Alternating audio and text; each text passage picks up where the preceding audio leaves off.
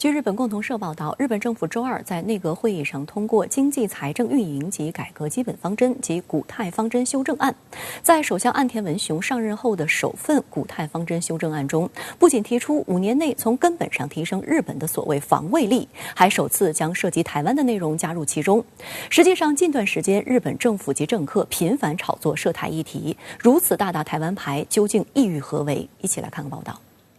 从日本前首相小泉纯一郎开始，日本政府几乎每年中旬都会出台经济财政运营及改革基本方针及古泰方针，它被视为日本政府的政策路线图，也是下一财年预算的蓝图。日本首相岸田文雄在首份古泰方针修正案中提出，在5年之内从根本上强化日本的所谓防卫力。虽然修正案中并未说明具体数据，但却提及国防预算要提高至比照北大西洋公约组织各国国防预算为 GDP 的2%。据悉，目前日本的防卫开支仅占 GDP 的1%，这意味着日本未来将在所谓的防卫支出上翻倍。近期，日本政府及政客与美国勾结，屡次炒作中国涉海及台海议题。据媒体此前报道，日本首相岸田文雄与美国总统拜登5月23号在日本举行会谈，两人在会晤中声称反对中国试图改变东海和南海现状，强调台湾海峡和平稳定的重要性。在最新的古泰方针，该内容被纳入其中，这也是日本首次在古泰方针提及台湾。相比之下，去年的古泰方针只说日本将在必要时大幅增加国防开支。日本它本身陷入到一种某种意义上说是安全政策或者说外交政策的一个躁动期，特别在防务政策方面，利用俄乌冲突这样的一个事件来大肆的去渲染所面临的这种所谓的安全威胁，为自己的这个安全政策的这个所谓的放开若干限制防务这个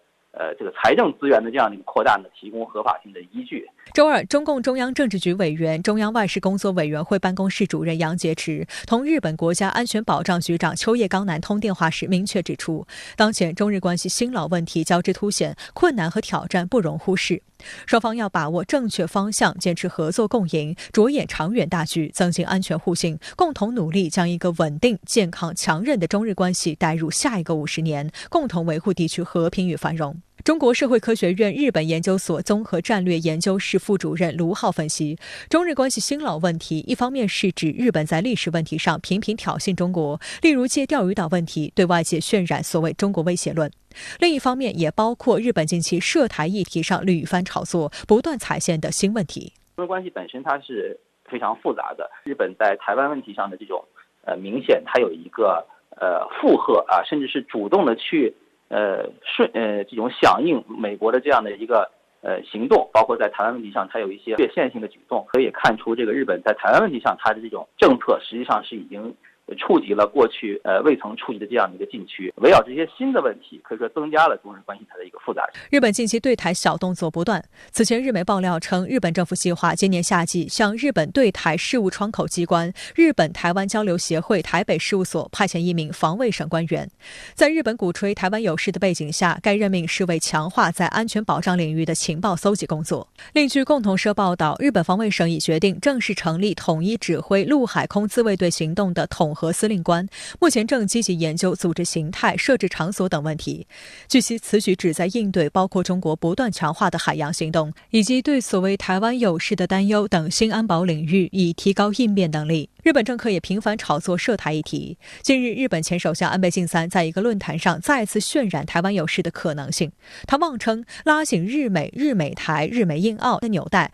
创造一个让中国放弃武力统一台湾的条件是非常重要的。